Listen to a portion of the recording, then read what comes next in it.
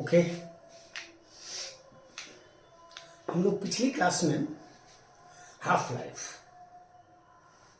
उसमें मैंने आपसे कहा था कि फॉर्मूला फॉर कैलकुलेशन, उसको मैंने यहाँ पर लिखा है कि अगर हमने T equal to capital T, जिसको हाफ लाइफ कहा, तो अगर ऐसा है तो आपने कहा कि नंबर ऑफ एटम्स जो रेडियो एक्टिव न्यूक्लियाई हैं वो आधे रह जाएंगे। इसको मैंने यहाँ रख लिया, एन नॉट से एन नॉट को काट दिया, e की पावर लैम्डा इंटू टी बराबर 2 हो गया। तो लैम्डा इंटू टी बराबर लॉग ई बेस 2 हो गया। इस लॉग ई बेस 2 को मैंने वहां से लैम्डा भी निकाल लिया, तो log E base 2 by capital T हो गया। इसको मैंने इस इक्वेशन में लैम्डा का मान रख दिया, तो लैम्डा का मान यहां रखा, तो ये टी ये है और ये टी ये है और लॉग 2 बना। इसको n to the power n वाला फॉर्मूला मैंने यूज करके इसको t बाई कैपिटल टी कर दिया और इसको n ले लिया है टू द पावर n। आप जानते हो कि e और log में इनवर्स का रिलेशन है, तो ये क्या हो जाएगा, इसको कैंसिल कर लेगा और ये हो जाएगा टू द पावर n। इसको मैंने नीचे ले लिया है, तो n by to the power 2 to the power n, जहां पर n क्या है, number of half life periods है, number of half life periods है। तो इस तरह के क्वेश्चंस में अगर आपके पास समय है और आंसर इसी नेचर का है, आंसर इसी नेचर का है, तो आप इस फॉर्मूला को सीधे सीधे यूज कर लोगे, इस फॉर्मूला को सीधे सीधे यूज कर लोगे। जैसे एक बार देख लीजिए, n इक्वल टू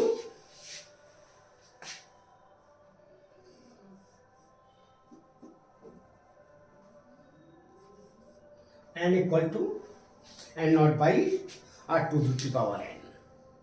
और एक्टिविटी के भी फॉर्मूला यही है, अगर देखा जाए तो एक्टिविटी के भी सब फॉर्मूला यही है। मतलब क्योंकि लैम्डा इंटू ए होता है, तो अगर n देखा जाए तो उसकी जगह हम लिख सकते हैं, जैसे n बराबर आपने लिखा n not e to the power minus lambda into t. ठीक इसी तरह से लिख सकते हो a equal to A not e to the power minus lambda into t. और यहां आपने लिखा n equal to n not by 2 to the power n, जहां पर n इनिशियल है। यहां भी कह सकते हैं a equal to A not by 2 to the power n, क्योंकि एक्टिविटी a बराबर हुआ करता है लैम्डा इंटू n, जहां पर लैम्डा डी की कांस्टेंट है, ठीक है ना। तो इस फॉर्मूला का यूज अगर जैसे 2 की पावर 2, 3, 4, 5 इस तरह से आता है, तो आप ग्राफ का भी यूज कर सकते हैं, जो मैं अभी बता दूंगा, ठीक है ना। लेकिन जैसे एक क्वेश्चन हम कर रहे हैं आपसे, अगर इस नेचर का क्वेश्चन है, ध्यान दीजिएगा, जैसे फॉर एग्जांपल के तौर पर मैंने कहा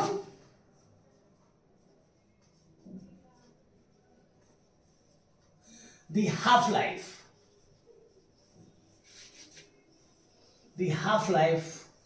of A, the half-life of a radioactive material या सब्सटेंस जो कहना हो, is 100 hours, is 100 hours, is 100 hours। अब यहां पर कह रहे हैं कि the fraction of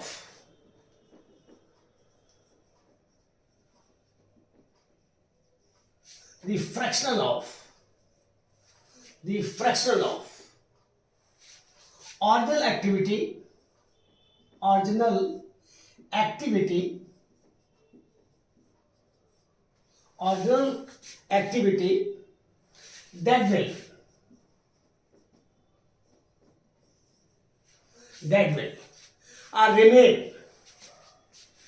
that will remain after 150 hours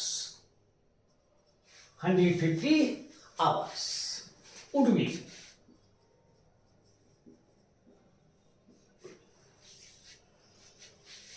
ये 21 का क्वेश्चन है, नीट 21 का है।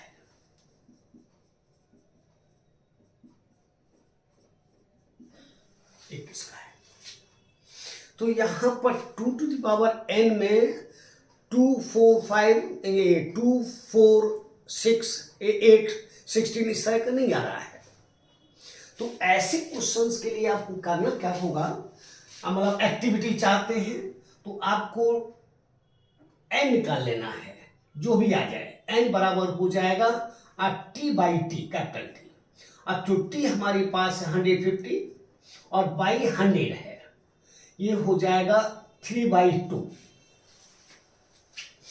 3/2।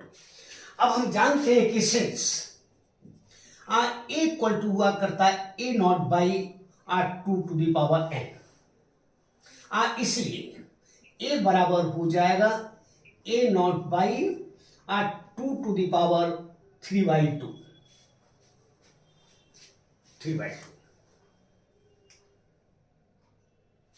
और इसको हम लिख सकते हैं, A0/8 to the power half, ये वाला 2 into 2 into 2, और ये हो जाएगा इक्वल टू हो जाएगा A0/2√2।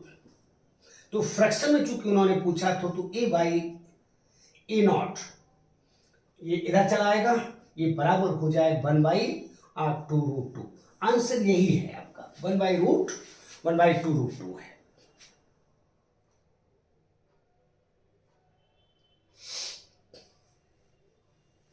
तो ऐसा एक ही क्वेश्चन है जिसमें इन्होंने ऐसा किया है, देख लीजिए।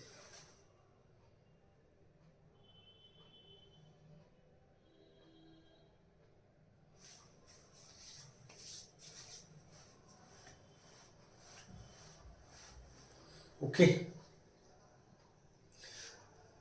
अगर यही होता, ऐसा पूछ लिए यहां पर जैसे 100 है, 200 होता है ना, 200 आवर्स में तो 2 आ जाता, तो यहाँ 2 आने का मतलब है कि 1/4 हो जाता। ओके, इसके बाद अगर हम इसका ग्राफ देखें, उसका भी सहारा ले सकते हो। जैसे इस साइड में मैंने आपसे कहा कि N0 है,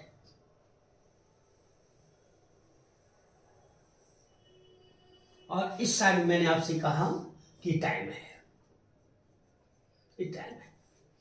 अगर यहां पर ये n है और initial number of nuclei N0 है, इसका आधा अगर देखें तो यहां होगा, तो यहां से यहां तक आने में एक लाइफ यहां पर हो जाएगी, यहां से लेकर यहां तक एक लाइफ है, यहां से यहां तक एक लाइफ है।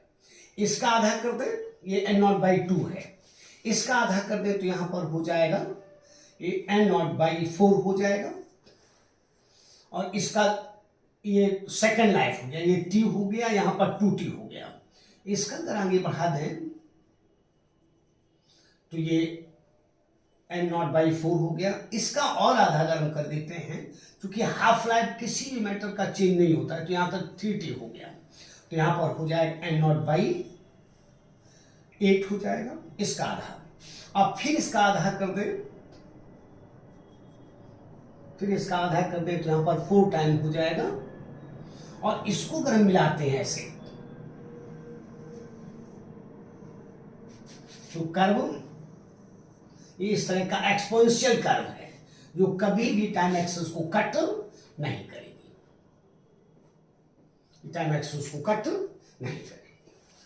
इस तरह से।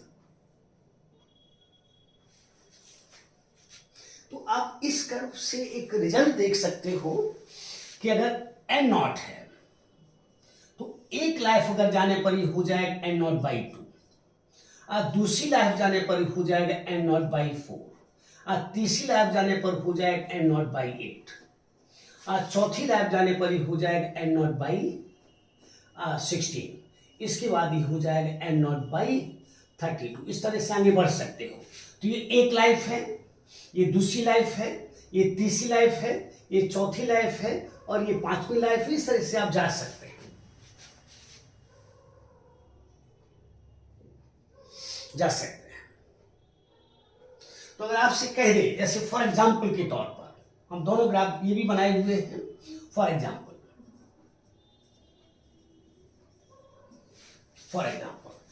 the half-life of a radioactive substance, the half-life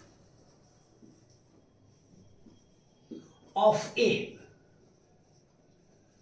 radioactive substance is 20 minutes. 20 minutes. 20 minutes. 20 minutes. In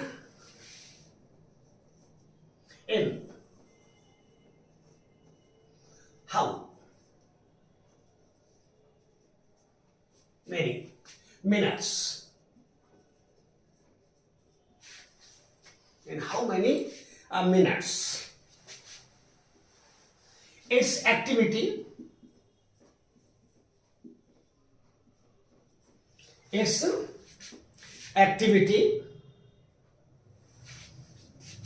drops to 1/60th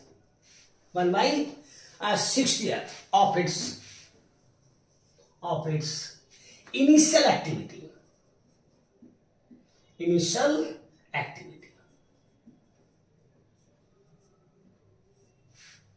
ये नीट 23 का है।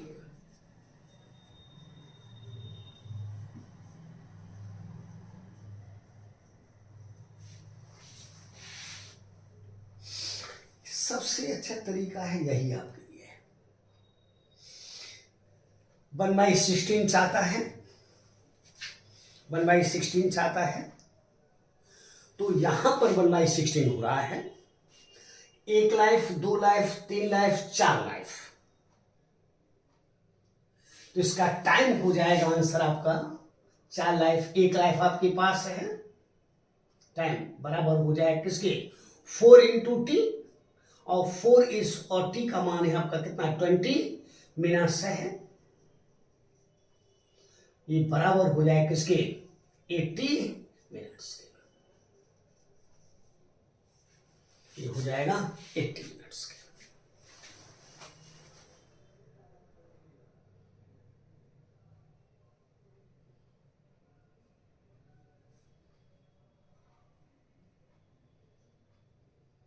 ये 2023 का क्वेश्चन है उससे।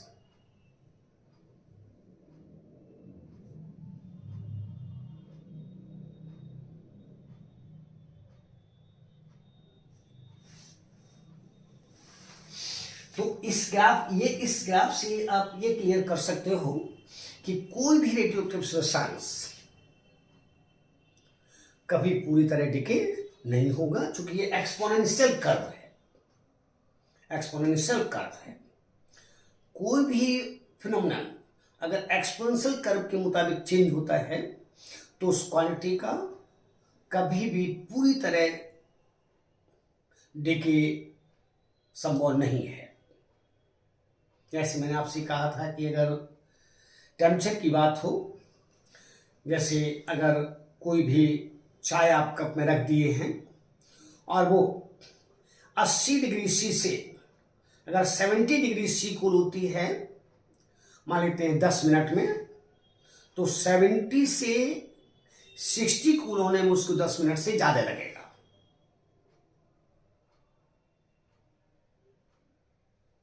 और कभी भी वो रूम के टेम्परेचर को अटेंड नहीं कर पाई जिस पर उसको रखा गया है। उसमें भी यही है, थीटा बराबर हुआ करता थीटा नॉट इंटू ई की पावर माइनस केटी है। यहां तक कि किसी भी कैपेसिटर को आप फुली चार्ज नहीं कर सकते। हम लोग बातचीत कर लेते हैं लेकिन फुली चार्ज नहीं किया जा सकता है।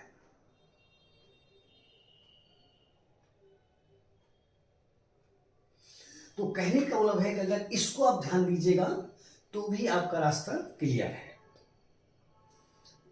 जैसे आपने देखिएगा 1/16 है, अब मान लीजिए 1/32 कर दें तो वहां तक जाओगे, 60th कर दे, 64th कर दे तो एक और हो जाएगा, तो यानी 1 2 3 4 5 6, तो यहाँ पर 6 का हो जाएगा। तो आपको देख लेना है कि उसका समय मतलब ये कहाँ तक जा रहा है। तो ये एक लाइफ हो गई, ये दूसरी लाइफ हो गई, ये तीसरी लाइफ हो गई, ये चौथी लाइफ हो गई, ये पांचवी लाइफ हो गई, इस तरह से आगे बढ़ाते चले जाओ।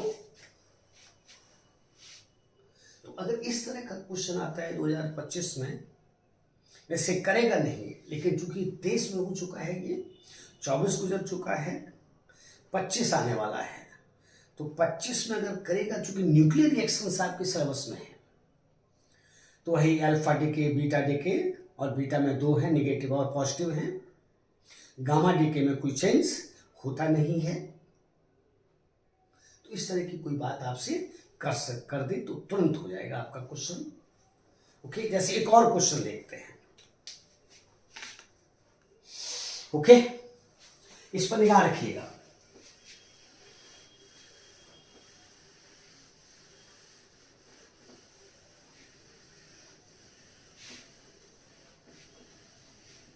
जैसे the half-life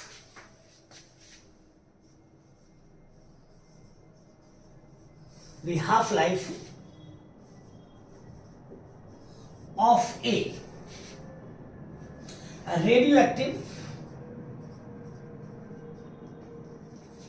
radioactive substance is 30 minutes. 30 minutes कितना है? 30 मिनट्स है। The time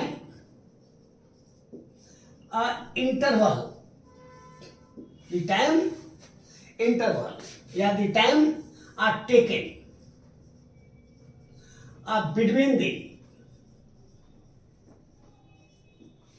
between the 40% decay, 40% decay and 85% decay.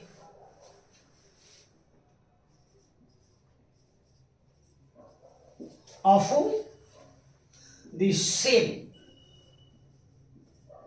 radioactive substance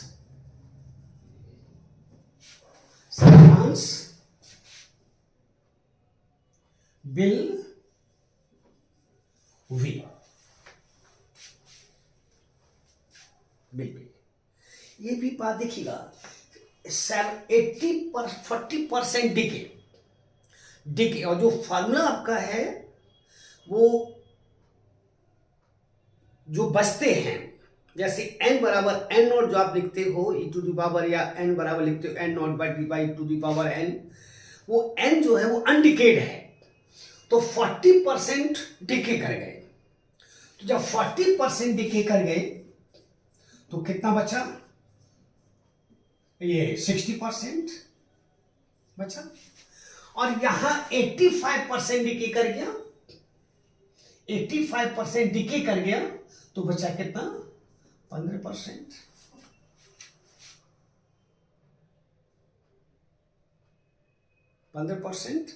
तो अगर इसे देखा जाए तो 60% का अगर 30% किया जाए तो 1 लाइफ,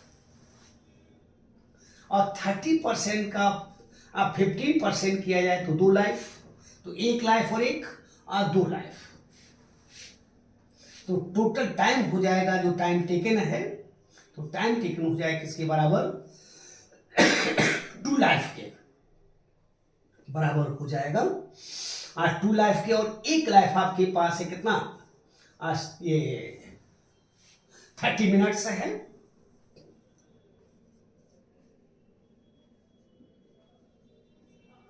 बराबर हो जाए किसके, 60 मिनट्स के, 60 मिनट्स के। ये क्वेश्चन भी आपको मिला है नीट का, ये भी है नीट यूजी 2016 का है, जिसमें उस साल की सबसे कुछ क्वेश्चन ऐसे थे जो काफी कठिन गए हुए थे, देख लीजिए।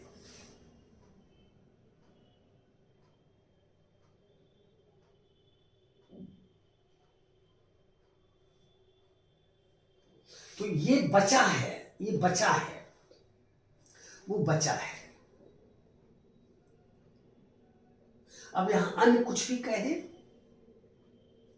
तो इस हिसाब से देखिए बचा है वो, और जो आपका फॉर्मूला ये नहीं डीके कर गया तो ये बचा है, ये बचा है, ये बचा है, और जो आपका फॉर्मूला है वो अनडिकेट पर ही है, n बराबर n not by 2 the power n। यानी एक लाइफ में वो 30% बचेगा, दूसरी लाइफ में वो 15% बचेगा, और अगर मान लेते हैं कि यहां पर और कुछ कह दे, यानी 7.5 अगर कुछ कह दे यहां पर और जोड़कर, तो उसमें एक और लाइफ हो जाएगी, तो इस तरह से 3 लाइफ आपकी हो जाएगी। तो इस तरह का भी क्वेश्चन इजी पड़ता है, अगर आपसे पूछा जाए तो ये भी नेचर एक अच्छा है।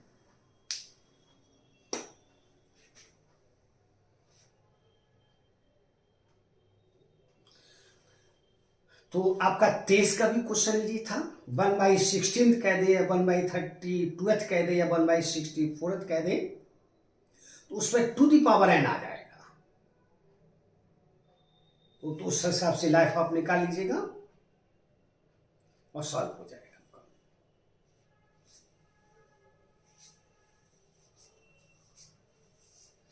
लेकिन वही है कि जो 21 का जो क्वेश्चन था उसमें 100 मिनट्स था, 100 आवर्स था, और नीचे 150 आवर्स था, तब इसमें हो जाएगा 150/100 यानी 3/2, 3/2।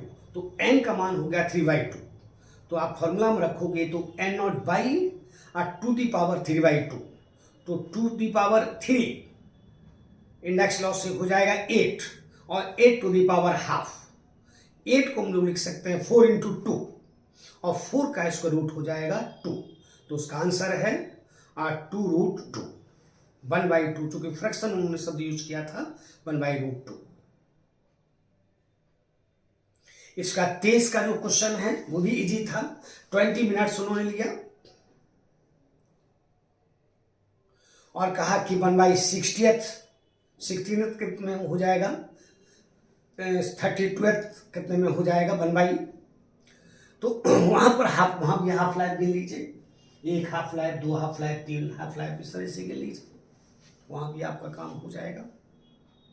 तो ये 16 का था, सबसे पहला 21 का था, फिर 23 का था। ये आसानी से सॉल्व होने वाले हैं, और जो फार्मूला एक्टिविटी का है वही फार्मूला रेडियो एक्टिव न्यूक्लियाई के लिए है, सेम है।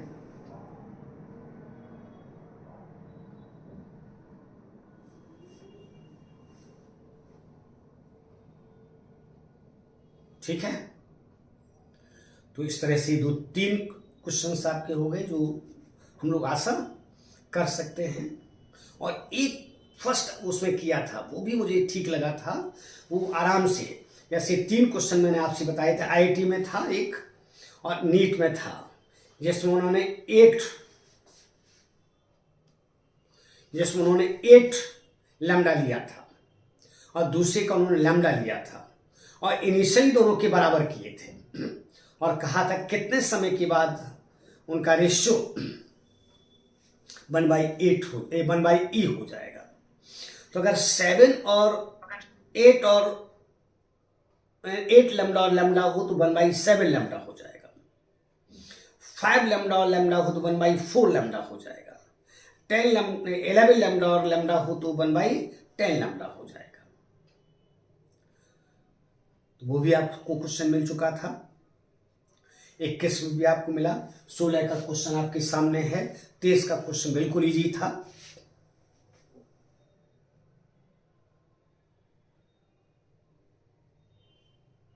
ये सब आसानी से सॉल्व होने वाले हैं।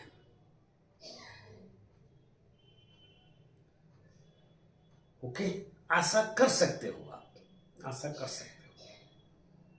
कभी कभी एक आध क्वेश्चन इस तरह का भी मैंने देखा है कि अगर मान लेते हैं कोई रॉक है और उसका मान लेते हैं आपको लाइफ दिया गया है, और इसके बाद कुछ समय के बाद कुछ रेशियो जैसे 1:7 आता है, तो उसमें 1:7 आता है अगर, तो 7 और 1 को मिलाकर 8, तो टू दी पावर n में वो 3 हो जाएगा, 2 × 2 × 2, तो उसका लाइफ हो जाएगा कितना,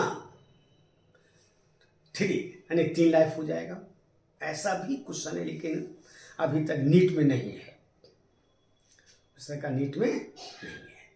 यही 3 प्रकार के क्वेश्चंस आपको मिले हैं नीट में, जो मैंने आपको बता दिए हैं। आशा रख सकते हो, लेकिन 90% आशा रख सकते हो वहाँ से, अल्फा डीके, बीटा डीके और गामा डीके से। गामा में कोई नंबर चेंज नहीं होता है, ना तो मास नंबर चेंज होता है, ना ही एटॉमिक नंबर चेंज होता है। अगर अल्फा डीके है तो मास नंबर 4 से घटता है, फिर मैं एक बार कहता हूँ मास नंबर 4 से घटता है और एटॉमिक नंबर 2 से घटता है। अगर नेगेटिव बीटा निकला है तो नेगेटिव बीटा में न्यूट्रॉन कन्वर्ट होता है प्रोटॉन में, तो प्रोटॉन चूंकि संख्या बढ़ गई तो एक एटॉमिक नंबर बढ़ जाता है। और पॉजिटिव बीटा डीके में प्रोटॉन टूटता है न्यूट्रॉन में, तो प्रोटॉन का डीके होता है, तो इसमें एक घट जाता है सॉडी फैजान के नियम के मुताबिक। तो इस तरह से हम लोग ये 2 क्लास हम लोगों ने किए हैं रिएक्शंस के बाद। एक तो वहाँ से न्यूक्लियर फिजन और फ्यूजन, वहाँ भी एक क्वेश्चन 20 में था, इसके बाद गोल। लेकिन इससे नहीं होते हुए सिलेबस में इससे कई सारे क्वेश्चन हम लोगों ने किए। अल्फा बीटा में हम लोग पिछले क्लास में 3 क्वेश्चंस किए, जिसमें उन्होंने रिएक्शन दिया, लास्ट में क्यू पूछा कि उसका क्यू का मास नंबर और एटॉमिक नंबर क्या है। और एक ऐसा क्वेश्चन था जिसमें उन्होंने कहा कि किस सीक्वेंस से पार्टिकल एमिट होंगे, अल्फा बीटा और नेगेटिव बीटा किस किस सीक्वेंस से होंगे। एक और था जिसमें एक बीज को छोड़ उन्होंने एक एलिमेंट को ये कर लिया था और पूछा था कि उसका क्या नाम है, वो क्या है, जो शायद सोडियम और वहां पर न्यून था, वो वाला क्वेश्चन जो है, तो न्यून की जगह उन्होंने एक्स लिख दिया था। तो वहां पर एटॉमिक नंबर और मास नंबर को आपको क्या करना है, ये कंजर्व कर लेना है, जो पेरेंट है और न्यूक्लियस, ये जो प्रोडक्ट्स है उनके बराबर कर देना है, आपका आंसर हो जाएगा। तो आशा हम रख रहे हैं, आशा रख रहे हैं कि ये एक क्वेश्चन आपको मिल जाएगा, लेकिन सबसे ज़्यादा आपको प्रायोरिटी देनी है किसको, जैसे energy of electron first orbit में क्या है, सेकंड ऑर्बिट में क्या है, थर्ड ऑर्बिट में क्या है, ऊपर जाने पर काइनेटिक एनर्जी का क्या होगा, घटेगी, पोटेंशियल एनर्जी बढ़ेगी। इस तरह के क्वेश्चंस जो हैं ध्यान रखिएगा। या जो हाइड्रोजन का मैन है, यानी nth ऑर्बिट में जो एनर्जी उसके पास होती है वो -13.6/n² है। तो अगर n का मान 1 है तो ग्राउंड स्टेट है, n का मान 2 है, तो इस तरह से आप देख लीजिएगा। कभी कभी ये कह देता है कि किसी ऑर्बिट में अगर टोटल एनर्जी दी जाए और आपसे पूछा जाए कि उस ऑर्बिट, जैसे क्वेश्चन नीट में है जिसमें -3.4 उन्होंने टोटल एनर्जी दी है और आपसे पूछा है कि उसकी काइनेटिक एनर्जी क्या होगी, तो टोटल एनर्जी और काइनेटिक एनर्जी का रेशियो -1 और 1 है। तो अगर टोटल एनर्जी दी गई तो उसको पॉजिटिव कर देना है, काइनेटिक एनर्जी मिल जाएगी। और अगर पोटेंशियल एनर्जी कहता है तो टोटल एनर्जी का वो दूना है, क्योंकि पोटेंशियल एनर्जी भी नेगेटिव है, टोटल एनर्जी भी नेगेटिव है। रेशियो भी आपसे पूछा गया है, तो सबको आप एक डायरी में मेंटेन कर लीजिए। जहां तक +2 का सवाल है, +2 में इधर से बहुत ज़्यादा नहीं जो कि आपको 5 नंबर का कोई क्वेश्चन मिल सके, ऐसा कुछ नहीं है। हाँ, बोर्ड के एजम्पशंस आपसे पूछ सकता है और काइनेटिक एनर्जी या पोटेंशियल या टोटल एनर्जी पूछ सकता है, वो 5 नंबर का बन सकता है। तो बोर के 3 एजम्पशंस लिख देना है और इसके बाद 2 एजम्पशन से आप काइनेटिक एनर्जी निकाल लेंगे, पोटेंशियल एनर्जी काइनेटिक निकाल लेंगे। काइनेटिक तो वही पोटेंशियल एनर्जी डेफिनेशन जो है 1/4πε0 × Q1Q2/R। आर का मान आप देख सकते हैं, निकाल लीजिएगा तो आंसर आपके हो जाएंगे। ठीक है ना।